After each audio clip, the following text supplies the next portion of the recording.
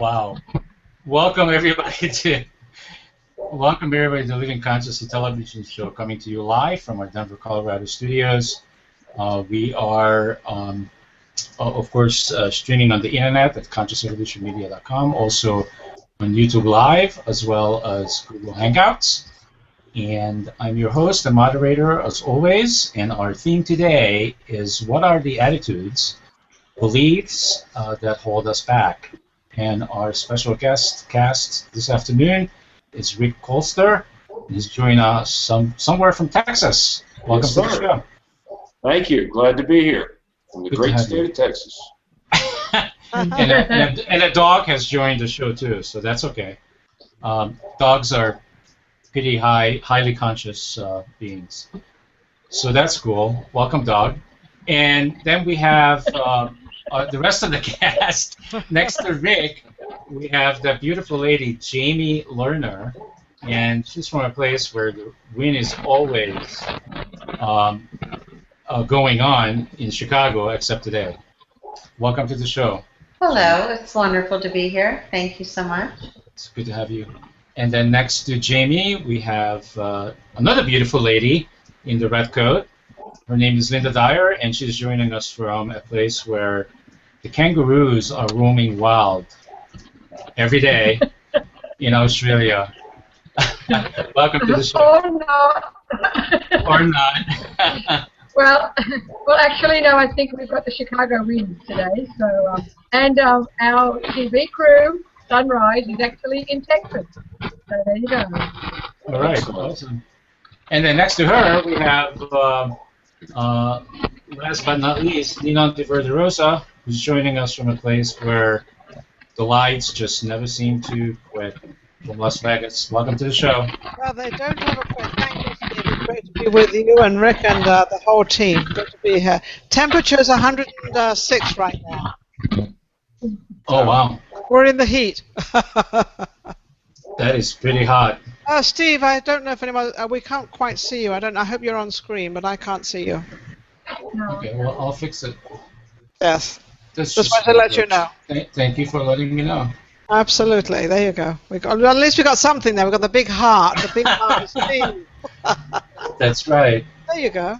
There you are. You're back now. Good. Thank you. So this is a fantastic theme that we have today, which is what are the attitudes and beliefs that hold us back. And of course, I'm going to turn it right over to Rick to tell us an experience of his own, where his own attitudes and beliefs stopped him cold and held him back. Well, absolutely. You know, what I've come to find in my practice and learning is beliefs are just the BS that we tell ourselves. And for the longest time... And we even believe it. Hook, line, How cool is that? That's right. It is. Belief is just the BS we keep telling ourselves. That's the belief. And for years and years, I accepted, a basic principle that it's true and it's fact. There's no proof. See, fire was my big fear. I was afraid of fire. Wow. Yeah. That's unusual. And I was, as a young boy, I would say I was a part-time pyromaniac at the same time. Very, very intrigued with fire, but scared of fire. Very afraid of fire. From nightmares and dreams and things. And it all stemmed back from, as a young boy, I was just probably 10, 11 years old. We had this big gas water heater in the basement. And it was tucked so tight behind the furnace and all these little places. My dad was a pretty big guy. He was 6'4". So he really couldn't fit back there. So he asked me if I would light the pilot light. And I think you can see where this is already going. The wheels are going. Is that what happened to your hair? Yeah, well, I'll tell you what happened. That's what happened. But the great part is, I'm 11 years old. I'm kind of smallish, smaller than I am now. So I'm down there, and he says, light the pilot light, because it had blown out. We had a flood in the basement. So I get down under there, and I turn it to pilot, and I just can't get that. Remember those big sticks? They were big matches. They were about this big. Long ones for the fire. And for the fireplace, you'd stick it up in there, and tucked up in there. I'm trying to get more light. So in my inevitable wisdom at 11 years old, I decided to reach in and turn it to on instead of pilot. And I said, Dad, I need a new match because it burned out. So he gives me a new match, and as I tuck my little head up under there, well, you can imagine the flash that came out. Luckily for me, I was quick enough, closed my eyes, but at that moment I lost my eyebrows, my eyelashes. I didn't even have a mustache at the time, but any little bit of hair that I had, because he kept me in a crew cut. Thank goodness he kept me in a crew cut. And so now I'm walking around with half my head burned, no eyebrows, no eyelashes, but a lesson. Don't stick your head where it doesn't belong. Oh, Rick, that is, talk about a closing line. But the reality is, this fire really was something I was really scared of. So about 3 months ago... Speak for yourself, Rick, because I still do put my head sometimes where it doesn't belong. Well, sometimes I put my mouth or my foot in my mouth, and I know that doesn't belong there. I think we all do it. I think we all do it. I think we're all accused of that. And that was 40-plus years ago for me. So I've been wrestling with this, and yes, I'm not deathly afraid of fire, but there's a fear in it. So I had the opportunity in June of this year to walk on fire. To walk on fire? Walk on fire. Did you do that out of choice, or did you do that because it was a daring thing to do? Yes and yes. Yes, yeah, okay. Yes and yes. I chose to do it because I knew it would help me overcome my fears. One of the fears that I had to overcome was, A, the fear of fire, but also the fear of not being successful enough, the fear of not being good enough, the fear of all those things that we take on from our childhood, our personal experiences, our peers. We all take those and we begin to own them. And we begin to own these beliefs. And it really is just BS. Our beliefs are not always true, or are they real? But they're what we believe. Our brain doesn't know what's real and what isn't real. I mean, for example... But you found out what was real by walking on fire, and you decided to walk on the fire because this was something that bothered you in your mind, and you figured if you could do this, you would get over it. I could do anything. You actually recognized it. I recognized it, and I took it for what it was. Yeah. And I just went out, got myself in what I call state, put myself in a mental state of where I was, what I was doing. I was ready to go, and it was mind over matter. And again, your mind doesn't know what's real and what isn't real. And when you can put yourself in a physiological state simply by thinking the right thoughts. Great example. Here's an example for you. Have you ever heard of, Steve, you'll appreciate this, have you ever heard a bump in the night, in the middle of the night, in your home, and all of a sudden maybe the back door flew open, or your alarm goes off? Yes. So all of a sudden, you feel this, you hear this, something new and different going on in the home that you don't know about.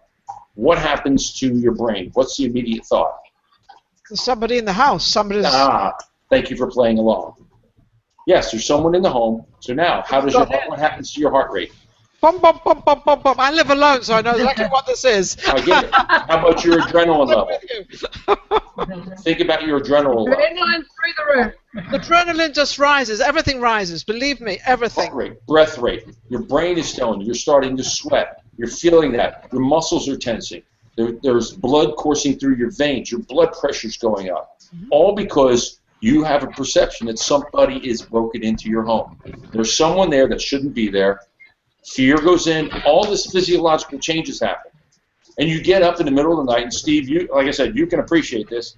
And as men, we get up in the middle of the night, and the first thing we do, we reach for the bed, and we grab that baseball bat. We know we all keep it close by, or that stick or something. I don't have that. Oh, you got to get yourself a baseball bat. I'm going to give myself a baseball bat, okay. All right. Just keep it there tucked behind the door. No one will know it's there.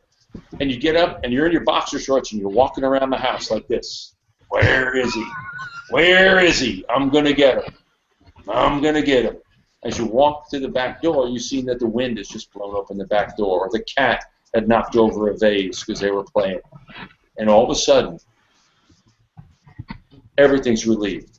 But now ask yourself, physiologically, were the feelings exactly the same as if someone had been there?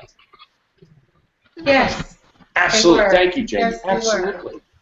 And thank you. Yes. You're right. They were. It was as if someone was in the home there. Your body was telling it there was someone there. There was something going on. And so you were preparing physiologically to do that because your brain told it. Your brain really doesn't know the difference between what's real or what's not real. It just tells you what it believes is happening. Yeah. There's your belief system. That's the bottom line on belief systems. It's funny you should say that because when I lived in Los Angeles, someone had broken into my home, and when I came home, I was walking around and realizing, wait a minute, everything's not where it was before. And then suddenly my bedroom was downstairs, and you're right, the heart starts to go.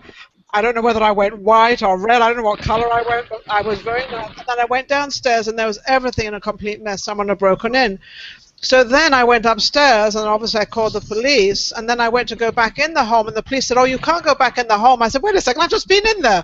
There's nobody there. I said, oh, no, there might be somebody. And they've got these guns, and they're holding these guns. It was quite funny, but yes, the adrenaline was amazing. Absolutely, it's just frightening. And that comes down to your belief system. So, Rick, I want to challenge you for a second. Okay. Just to make this more interesting. So, how do we know? Oh, thanks a lot, Steve.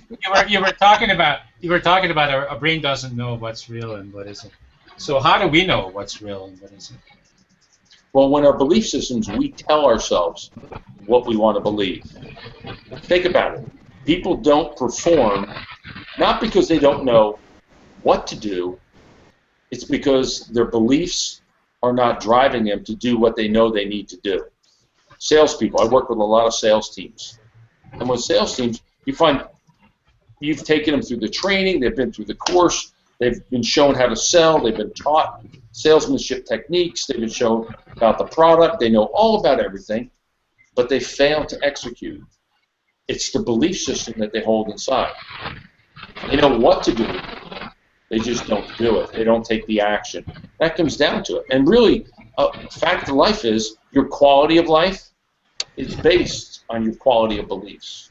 Yeah, because the And it's interesting that beliefs have three different measuring sticks, if you will. So they're based on hopelessness. You know, no one can do it. They're based on helplessness. I can't do it. And they're based on worthlessness. So basically, if you stand here and say, right, this is what I want to do, and then you stand here and you say, but this is what I want to achieve down the track, whatever this thing that comes up in the middle, that's our limiting belief. And so it's easy actually for people out there to work out what that is for them. Just stand on one side, because you're right, the subconscious mind doesn't know what's the difference between real and what is imagined. So we can tell it. We can say, this is what we want over here. What is the limiting belief that's stopping me? What is that? And whatever comes up, it will tend to be based around helplessness, worthlessness, or hopelessness. And we can then go, okay, then you find someone like you or whoever that can help them clear that. Or they can go, next, I don't want to believe that anymore. I want to move over here. The one thing that I sort of disagree with you, just in one point, you said that it's mind over matter. I actually disagree. I think the mind and the matter need to work together, that we need to have mind and matter in unison. The body needs to be in love with the mind needs to be in love with the body. So you're talking about alignment. Yeah. So alignment. So thoughts and feelings is one. And I think that's great, that if we can take time to get into alignment and check in with our beliefs and ask ourselves if what we're feeling, does it have anything to do with our now? And often if we give ourselves that moment to check in, we realize it doesn't. And when it doesn't, it means that it's probably not real. So, yeah. Well, again, the belief systems we can hold on to. Think about it. If I go to the garden and I say, I believe there's no weeds, I believe there's no weeds, I believe there's no weeds, I believe there's no weeds, and I never take any action, are there going to be weeds? Well, maybe they're not weeds to you. So maybe you're choosing to see weeds as flowers. Okay. And you know what? That's a way we can reframe a situation to feel better about it. So we don't take action, but we feel better about it because oftentimes, we cannot do anything about what's going on, but we can always do something about how we're going to feel about what's going on. Absolutely. So that's the one thing we have control over, is how we're going to feel about it. But it's still the weeds in the garden. It depends. Weeds to you, what's a dandelion? To some it's a flower, and to others it's a weed. It's a choice. You can reframe it to feel better about it and not do one single thing with pulling those weeds. Or I think reframing is a great tool. And is that tricking the brain? Maybe. Yeah. Anything to feel better, though. Which is great. What's the difference? Yeah. I want to have a pretty garden. If I tell myself I have no problems, no problems, no problems, think about it. I have no problems. Or you have a problem saying that. There are problems. I'm sorry, I really disagree with you. I think happens. No, I think things happen all the time, but you don't need to perceive them as a problem. Just like I think when things occur, is it a consequence or an outcome? I don't believe we have any consequences. I believe that everything is an outcome. And it's not necessary to put a value judgment on the outcome and turn it into a consequence or a lesson. I think it's an outcome, and we have a choice about how we're going to feel about that outcome. And oftentimes, based on our choice about how we feel about it, that will dictate our next choice about what we will do in terms of action. If we can feel good about the outcome, even though it's something that did turn out well, it did not turn out well. However, we're choosing to see it as a wonderful opportunity to experience contrast that has launched a new desire, then we are much quicker going to spring into action and to do something. That's totally up to the individual on how you perceive it. I think it's true. Each experience, like we'll go back to the weeds. If I saw a weed, first thing I'm going to do is pull it up because I know that's a weed and it's not making my garden look pretty because, as Rick said, he likes a pretty garden. So I think that would be confusing if you don't know what something is. But as you say, it's still a weed is a weed is a weed. Well, whether you like that weed or not, that's your choice. But That's Nina, is the weed real? Yeah. It's a good question. Otherwise, it wouldn't be growing. It's in the garden. Hello. You know how many wildflowers are considered weeds and they're called wildflowers? But it's perception. It's just perception. So belief I think a belief that doesn't work is possibly a misperception for us. And when I look at my lawn and I see what we commonly refer to as weeds and what you perceive grass, as a weed. What you perceive as a weed. I think general perception of a weed, yes, what I perceive as a weed, yeah, I'm going to pull it up.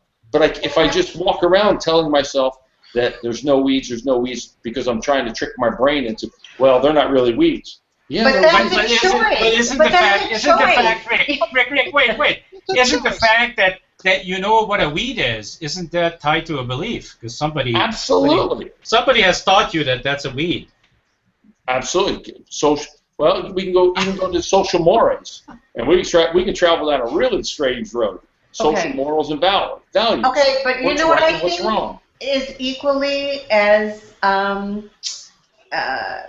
holding us back is judgment. And I think that when we are in a place of judgment, whether it's judging ourselves or another or a circumstance, or a way, then that I think holds us back as much as a belief. So I think that's something we should explore when we're talking about beliefs. And when does judgment come into play? It's interesting, place? Jamie, because there's a weed over here that we call clover, and clover over here in Australia gets sprayed. In New Zealand, they have clover lawns.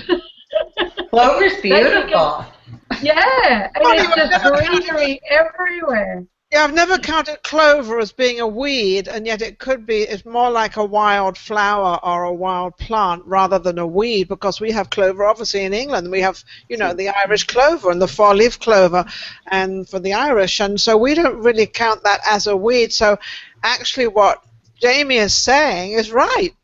It's the perception. All I'm saying is that everyone gets to choose for themselves, and I think that as long as we're making that choice for ourselves and not imposing that choice on another, then it's all good.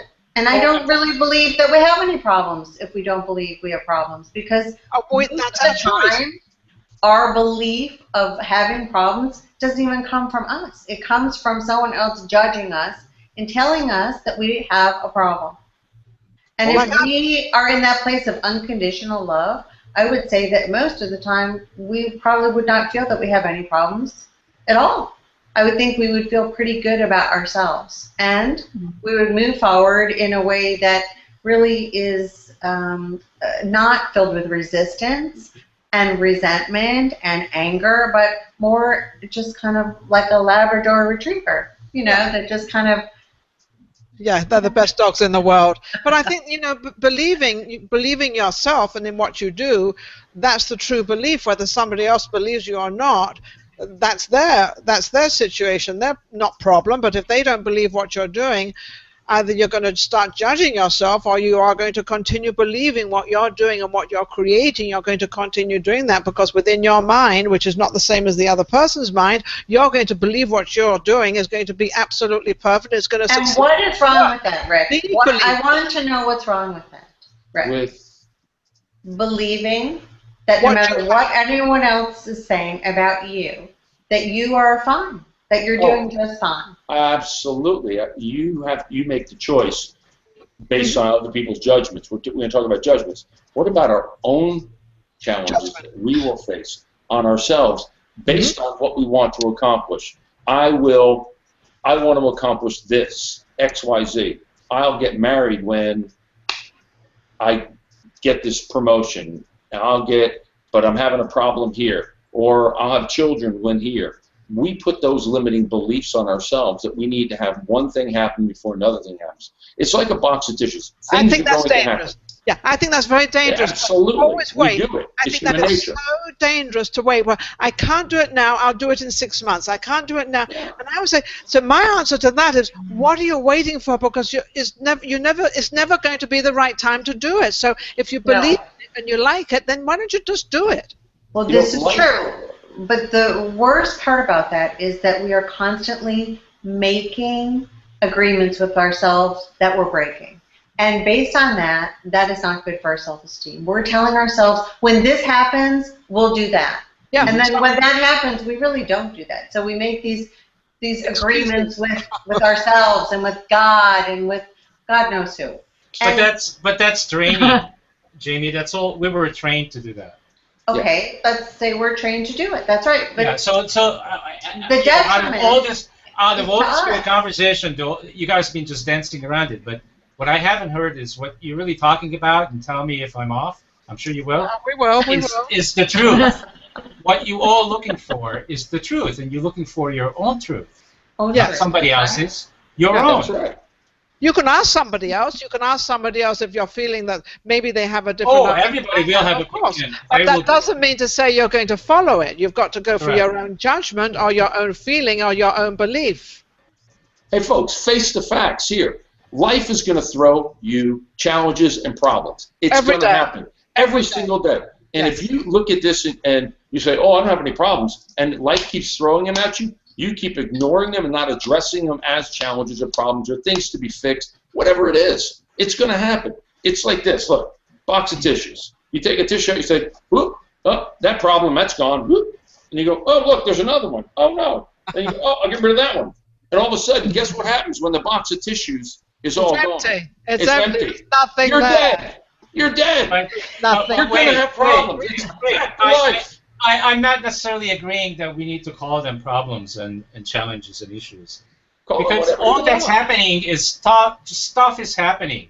Yeah. Stuff is happening. Stuff is happening. And we can make a conscious choice to be and then we get to react to it. And the thing is that if I'm not reacting to it, I'm not being controlled by it.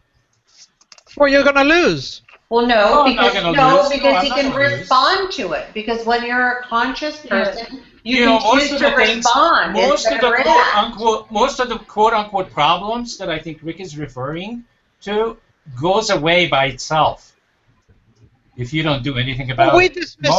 We dismiss it from our head because we don't want to address it then, now, or ever. So we completely dismiss it. No, Okay. they're not necessarily important. Just because something is happening, that doesn't mean that that's an issue or a problem that we need to deal with. Stuff is just happening. It's chaos. The world is chaotic.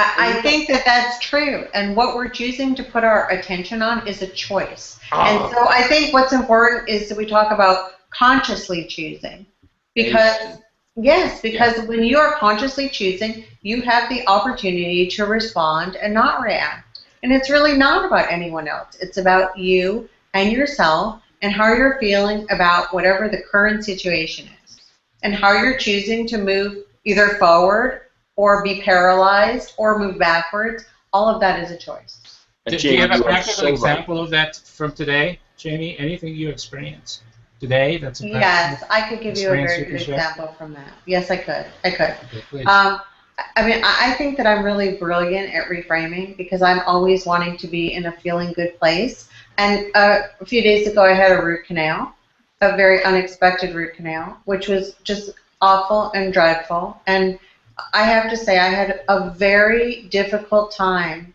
focusing on finding one single thing to focus on that allowed me to feel good. It was really challenging. And then the pain went away, and I have to go back now for part 2 of my root canal, which I'm really not looking forward to.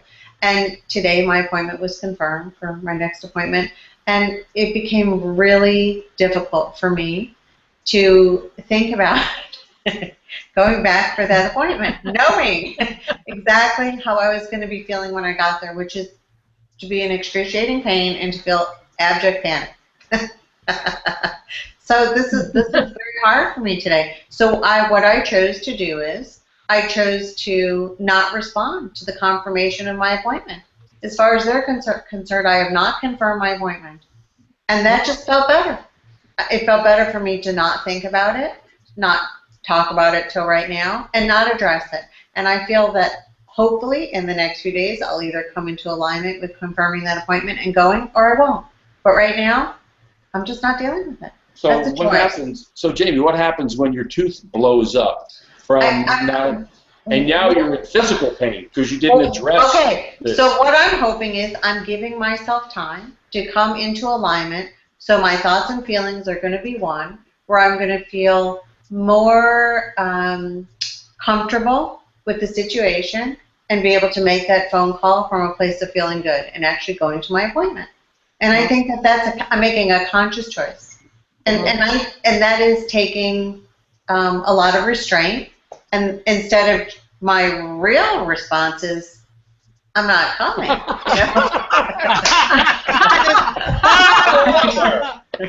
And that's quite Jamie. I'm the total opposite, Jamie. I went this morning, had to go for a mammogram. Well, every woman hates this. They don't like it because we don't know what the consequences are going to be. We don't know what's they're going to come back. And it's always that kind of fear. But I'm the opposite to you, Jamie. I like to actually do it, get it over and done with, and get it behind me. Well, so I'm kind of a little bit on the other side of that because I'm not in fear of it. And I'm right with Nima. I say, do it now. You know, I wrote a list of 12 rules. 12 rules for success years ago. Number 1 rule is do it now. Yes. Number 2 is, if not now, when are you going to do it? And if not now, when? But that's a good question. If not now, when? Because sometimes procrastination is a wonderful opportunity to pause and to get into an alignment with the task. If you do a task that you're not really ready to do, I believe you're wasting your time. And quite frankly, you're wasting a lot of other people's time as well. So there's a lot to be said for alignment. Jamie, that's an interesting point because you know, it's interesting that I had a wisdom tooth pulled out some time ago, and I had to go and do a fitness program up in Queensland, and I was so sick. I had no idea that when you get major surgery in your mouth or something taken out, there are so many poisons in our mouth. I mean, they make you go and have dental work now before you have any heart surgery, believe it or not. It affects the whole bloodstream. I had no idea. So this, I forget what he was, St. John's ambulance guy, because I actually had to go and seek some help. I said, I really feel awful. He said, tell me what's been happening. I said, I just had this wisdom tooth out. What? what are you doing here? He said, that takes days to get over. I said, I didn't know. Well, that was his conception, though. That's his conception, not yours. No. It was actually happening in my body. My body was poisoned because of the toxins that come out of those teeth that have been, you know, maybe neglected for whatever. But, you know, he said it takes time for your body to heal, and that's what Jamie's saying. When her body feels like it can say, you know what, I can come and have that appointment now, it will be really good for her. It won't be that body, whereas I didn't know that. I learned from going when I wasn't prepared. And you're right, Nina, it is a perception. However, I wasn't expecting there to be any pain, any nonsense. I just think, you know, we're infallible. You get your tooth out, you go and present the next day, and it wasn't a good thing to do. Yeah, but you did it. And that's practical. You did it. Yeah, you're right. That's just practical, physical, what you're doing. And Yeah. when I think about, we're not talking about beliefs at this point. We're talking about reality. You know, what we believe, right? When you expect something to happen, you can always find evidence to prove what you believe, right or wrong. And whether you take the time and you procrastinate, like Jamie says, take some time to think, that's okay. That's taking time to think it through, decide what you want to do, when you want to have your tooth done, perfectly all right. But if you're in a belief system that my tooth's going to be okay, my tooth's going to be okay, tooth's going to be okay, and you never take any action about getting it done because you're trying to convince yourself that this tooth that needs a root canal is going to be fine, it's going to blow up in your mouth. And at this point, it's kind of interesting because, you know, we end up problems and beliefs and problems, but problems fall into 4 different stages. And I call it S-L-I-C.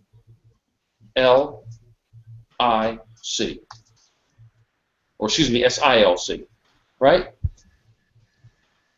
First one, we sit there and we get a sign.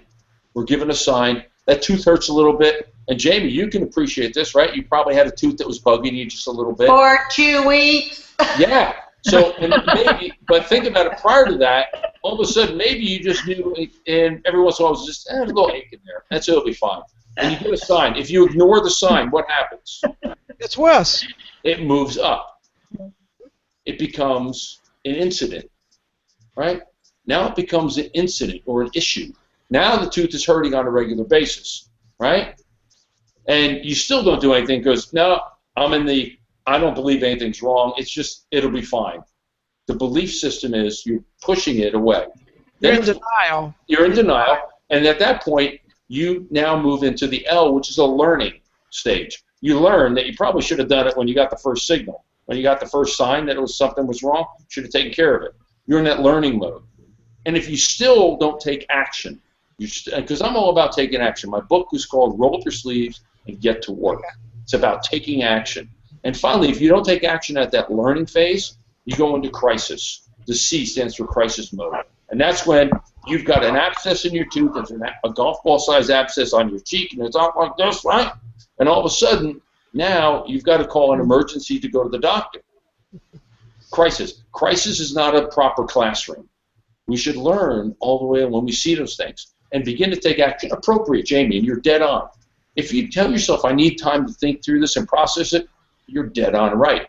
But don't wait so long or get yourself into a mode where you're thinking it'll be okay, it'll be okay, it'll be okay. Because you can prove, you'll come up with evidence to prove your belief right. Well, I don't really need tooth because I'm healthy. Well, no, your tooth is messed up. Fix it. Get down and get it done. It's negative beliefs or limiting beliefs that we tell ourselves. You know, my limiting beliefs about fire was that I'm going to get burned. I'll get burned, and it's going to hurt, and I'm not going to be able to do this. That was my limiting belief with fire.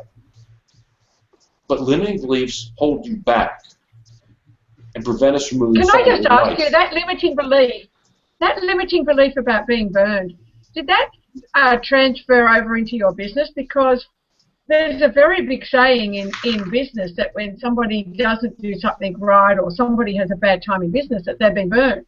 And I'm just wondering if that statement, I'm going to get burned, has transferred from a fire to, if you go back and look at any time in your business where it wasn't going totally well, if you felt like you're being, you know, you've just been burned.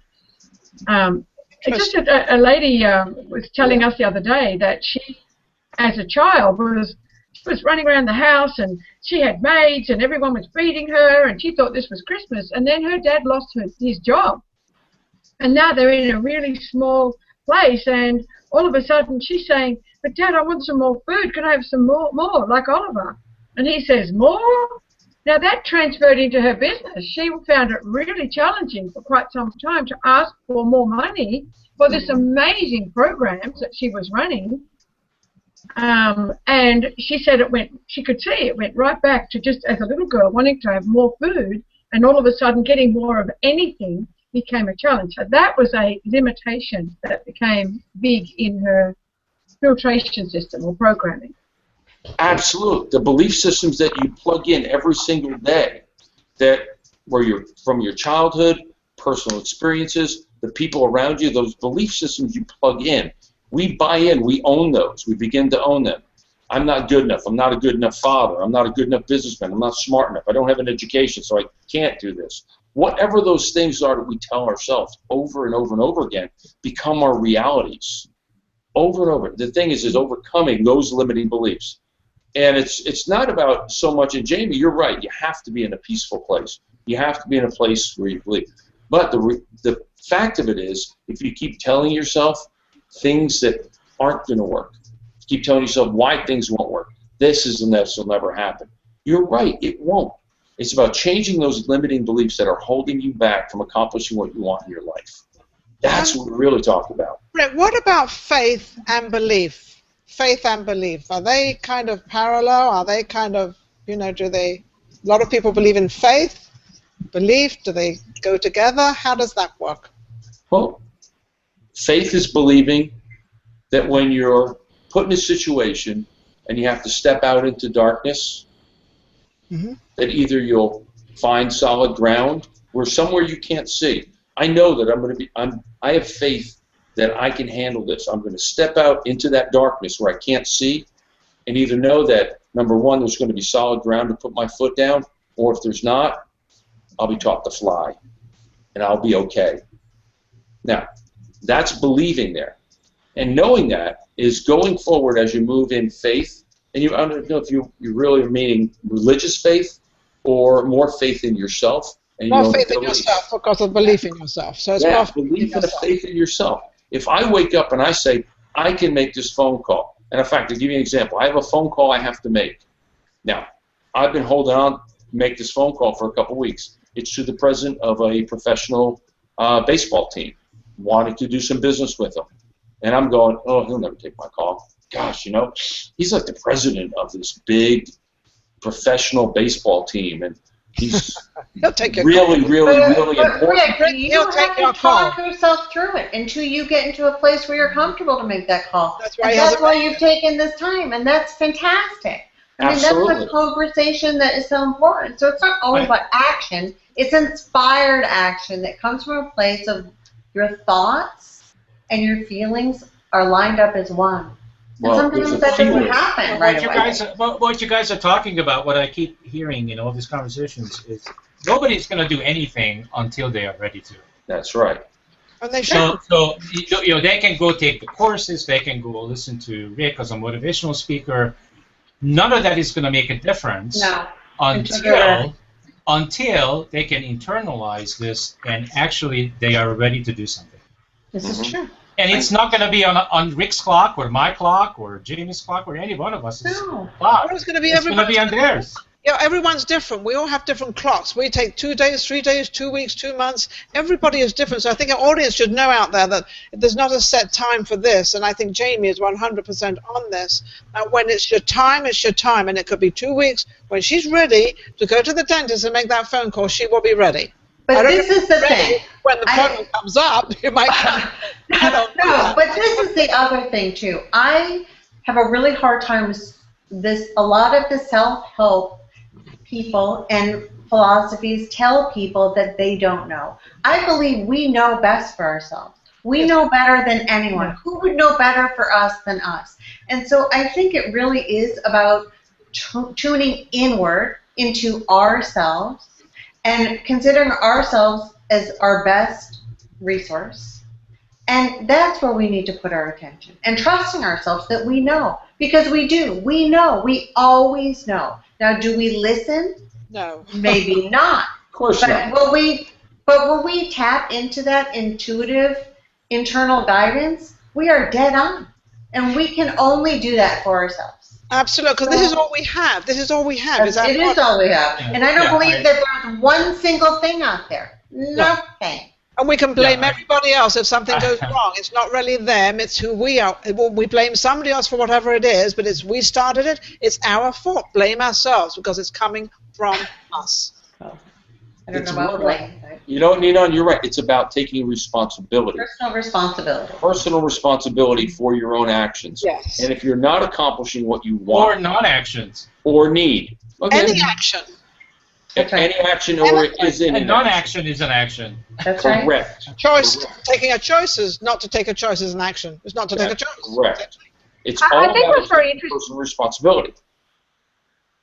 I think what's very interesting out there is also that our listeners, our viewers, sometimes will also find that other people will tell you what limits you. Oh, I well, find yeah. that, Well, that's I up to find you to that listen. fascinating. It's up to you to take it or No, not. but it's just, you know, some of them take it on board because they're not in that place where they feel good enough about themselves to go, you know what, next, I don't need that thought right now.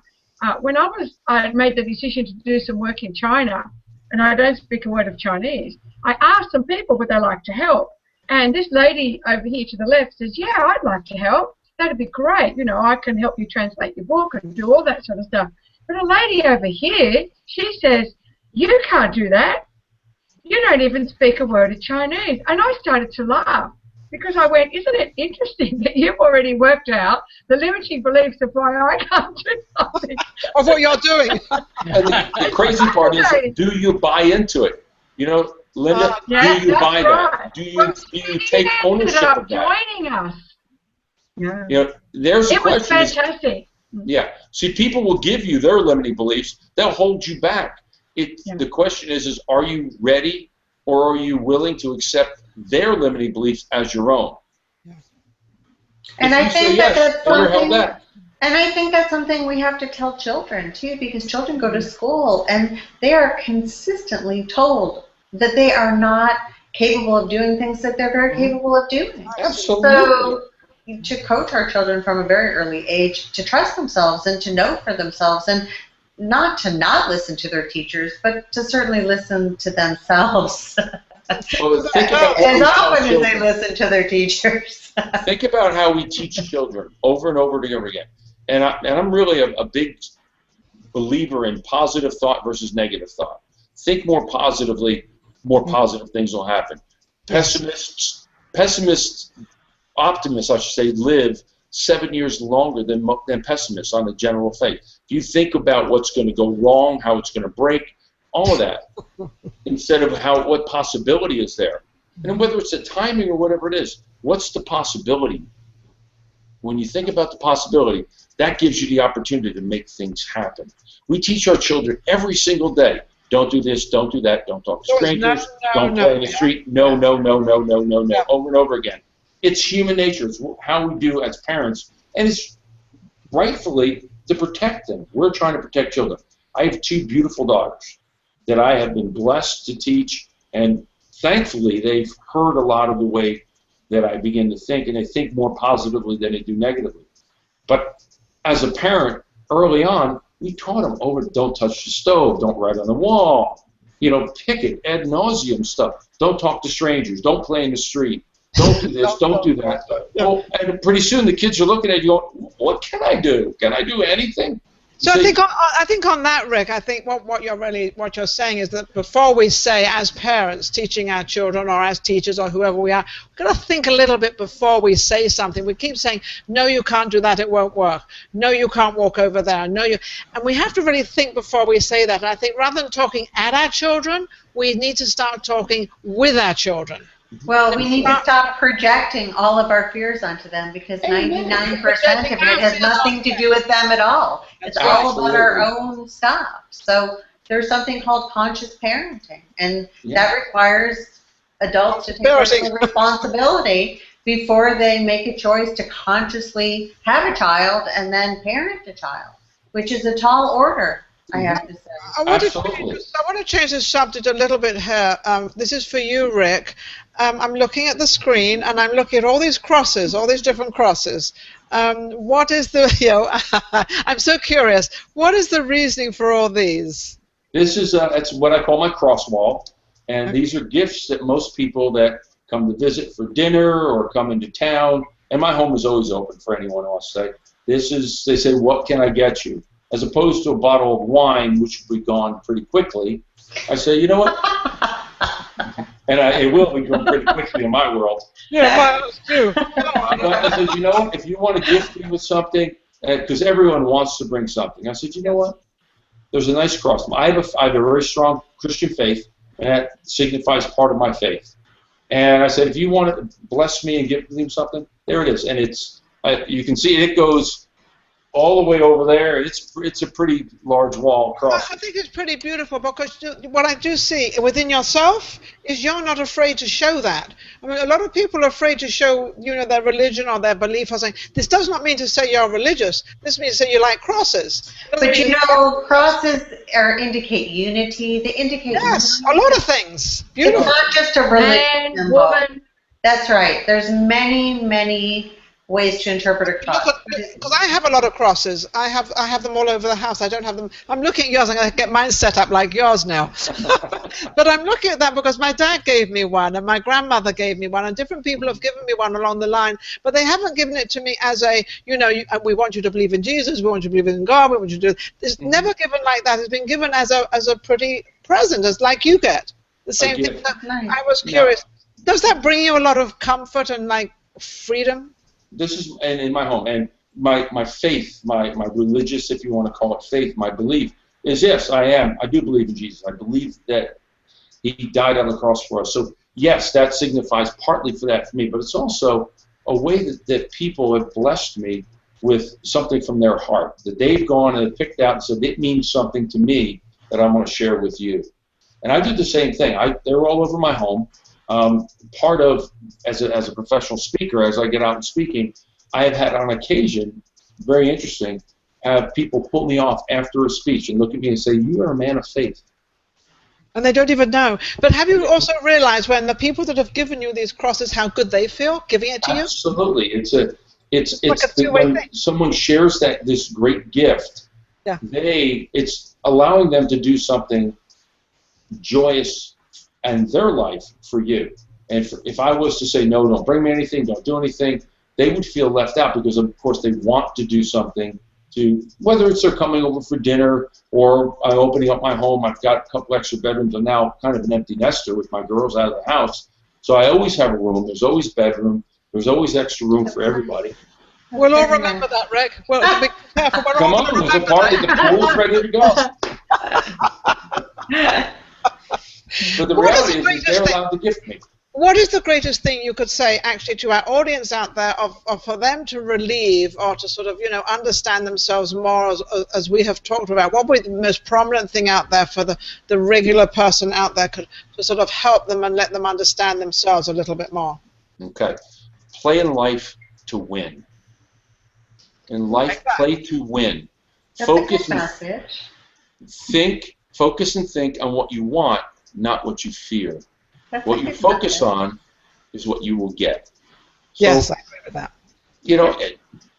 And I'm a big goal setter. Part of every one of my programs really wraps around goal setting, establishing, and then goal getting. Call more goal getting. Don't focus on that goal. Focus past it. Focus on something bigger than yourself. The bigger picture. Give back and play in life to win. I like that. That's good. I love that. That's a beautiful message out there. That is good. And I love when you said, look ahead, don't stop in one place, and that's where it is. Keep looking ahead and how it can become bigger and bigger, because the world doesn't have a wall, it's round. And it's exactly when I went ahead and I did finally walk on fire. And the fire was 1,200 degrees, and the coals are out there, and they're smoldering, and there's heat coming off, and you can see them glowing bright red. You know what? I didn't just see myself walking across the fire. I saw myself 3 feet beyond it. I reached and I stretched beyond it. So that was what really got me to accomplish it. Mind over matter. That's right. So you What did you do? Was it Tony Robbins? No, it wasn't. It was actually with my good friend, Joe White and Charles Horton, who are both good friends of mine. Charles runs the Fire Institute for Research and Education. And Joe, one of his master trainers, is a dear, dear friend of mine. And he invited me to come join them one day. And it was really one of those things in state. Knew I was going to go there. I didn't think it. My brain told me. I told my brain, cool, healing coals. Cool, healing coals. And I stepped on 4 steps. You know, I have big, long steps. I have a 3-foot step, so it was about You made 10 them longer. I'm 6'4", so I got long legs. You made them longer. And all of a sudden, it was, and there was a video of it. It was boom, boom, boom, boom, and all I did was say, "Cool, cool, coals, cool coals, cool coals, Matter. cool healing coals." So what did that do for your belief? So you walked on the coals had fire. So now your belief that you've had for a long time around an inability to have much respect for fire, what has that done now with your original belief around fire, that it's not a totally good thing? The belief system was that, you know, I would get burned, I could get hurt. Now, I can now take action and I'm not afraid of getting burned or hurt or harmed because I'm doing it with intention and with purpose. So we could do this to anything. In other words, anybody could do anything to anyone. Whatever anybody has a fear about, or they're afraid about, or they have the insecurity, or whatever it may be, if they actually address it and do it, and get it out of their mind and accomplish the fear part of it, that'll open them up completely, and they'll have a better life. And yeah, you'll actually, when you get that, it's like getting an inoculation. If you have a fear, I'm afraid, relationships are a great example. Hello. I'm afraid of getting my heart broken. Well, guess what? If you walk around afraid of getting your heart broken, will you ever get into a relationship? You won't. No. So you'll never know. And the only way to get over a broken heart is to know what a broken heart feels like and then understand that you're going to get past it. My youngest daughter, 19 years old, broke up with her first boyfriend. Oh, dear. Oh, you can imagine the heartache, right? We all went through that. Us ladies all went through that. and the only way that she's going to know that she's going to be okay and be able to love again is to be able to watch yourself grow through. Well, to grow through it, say, I'm going to be okay, get into another relationship. But if she walked around in fear, I can't talk to another man because the last one hurt me so bad, I'm never going to talk to another man. I'm never going to be in a relationship because the last one sucked so bad and it sucked the life out of me and it hurt. She'll never find that joy. It's like getting an inoculation of a virus. Call it measles, mumps, rubella, the MMR. We all get the vaccine. They're injecting us with they're giving us the real disease. Yeah. And our body learns how to reject it. Overcome Yeah. because it's experienced it. So next time we experience it for real, we know how to fight it off. Yeah. Same thing with fears. Once we experience it, we know how to react to it and get past it. And you heal sooner. And as us as adults, and any broken relationships that we've had at my age, is now they're not as devastating because I'm going to make it. I made it through that one. Or a business failure. I've failed in so many businesses, I don't have that many fingers anymore. But I keep trying because the first time I failed, devastated. So, but I put on my big girl britches and, went out and did it again. I tried it again. Try again.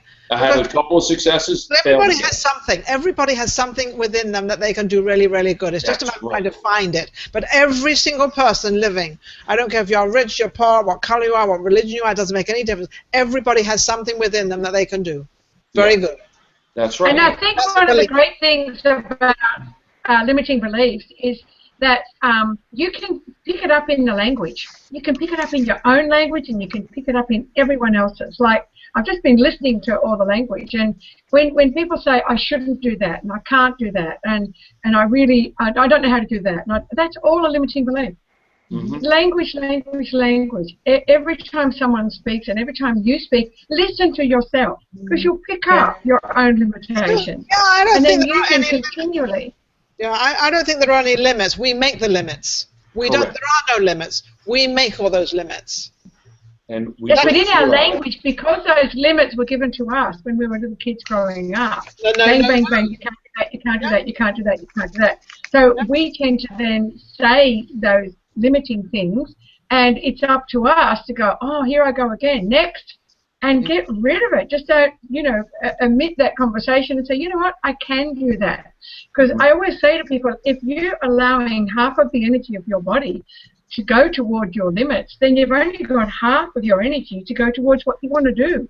Imagine all of your energy only focused on what you want to do and what you love. It is just a beautiful, happy place to be. And it's unlimited. There's so much within yourself, within your body. It's unlimited as to what you can do. It's just a matter of just go ahead and just do it. I mean, so you make a mistake and you do it wrong. Big deal. What difference? That's right. Rule number one.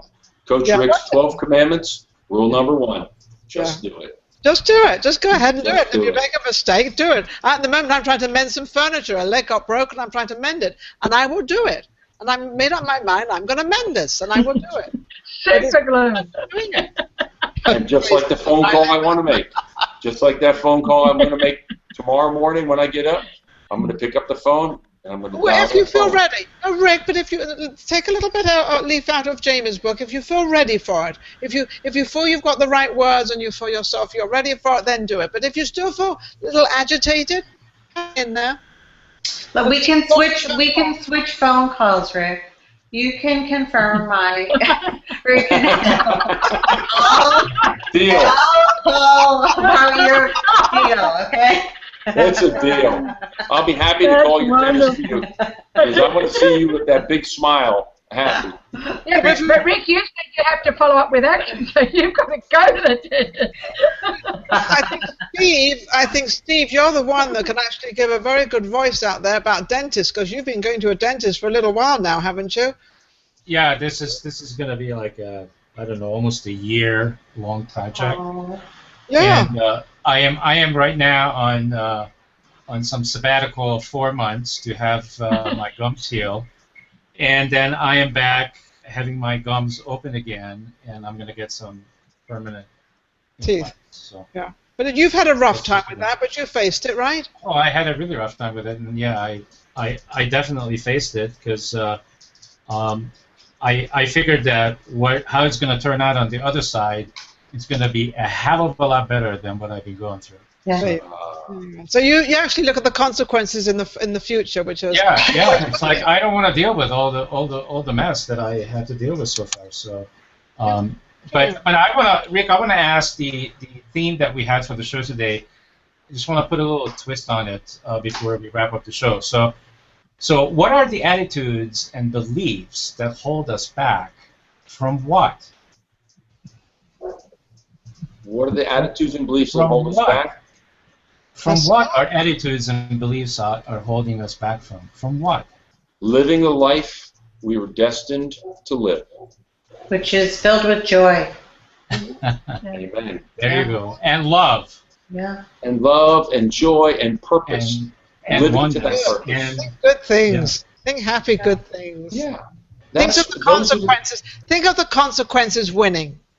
Those are the things, the attitudes, the negative attitudes and beliefs that we hold on to that are preventing us from doing the things that we know we should, but we're afraid to do for whatever that is, whatever that belief system is. That holds us back from greatness, purpose, joy, love, great relationships, successful businesses, all those things. Believe in yourself. It's about the belief and the attitudes. And we use the word attitudes. I think it's just a belief system that we have. It's the beliefs that we hold to be true are true for us. Yeah, that's You it. just have to choose the right beliefs. There you go. And I also want to make sure that I repeat what Jamie said, because I thought it was really important, is that the answers to all of our questions are not out there, because everybody is so busy looking for them out there. It's all within us, and that's really what our network attempts to do, to remind people that we have the knowledge and the answers to all of our questions within ourselves. All we have to do is be with ourselves and stop being so busy being out there trying to look for the stuff that's already within us. Isn't that true? Yeah. You said, Steve. Very well said, Steve. Thank you. Yeah. So I had a really great time, Rick. We have a lot of people on the show, and I sometimes wanted to get in, but I yielded to other cast members because they had something important to say. Tell you So what, I wonderful. felt I was a little bit more quiet today than usual, but that's okay. Sometimes that's just what's so. That's your belief. You felt that way, and there's nothing wrong in that, Steve. Yeah, it wasn't really a belief. It was just I was just going with the flow. What felt good to me. There you go. So thank you so much, Rick. This was really Thank you awesome. very much. Yes, Oh, it has been my pleasure, Steve, and ladies. It's been my pleasure again. And, Very important subject. Thank you for sharing all of the stuff that you experienced recently, especially with the firewalk. It takes lots of guts, so I want to acknowledge you. a lot of guts. It really takes. Guts, a I lot of want to use a gumption. different word, but I don't want to. But it takes something to do what you did, and I think you need to be acknowledged for it. Well, I'm ready to do it again in October. Thank you. Yeah, awesome.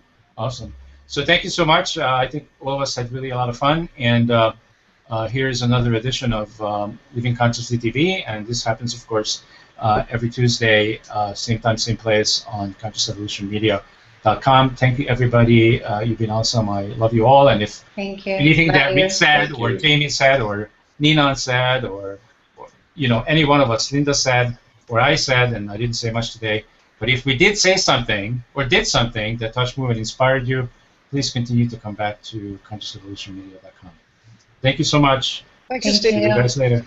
Bye. Bye. Bye-bye, everybody. Bye.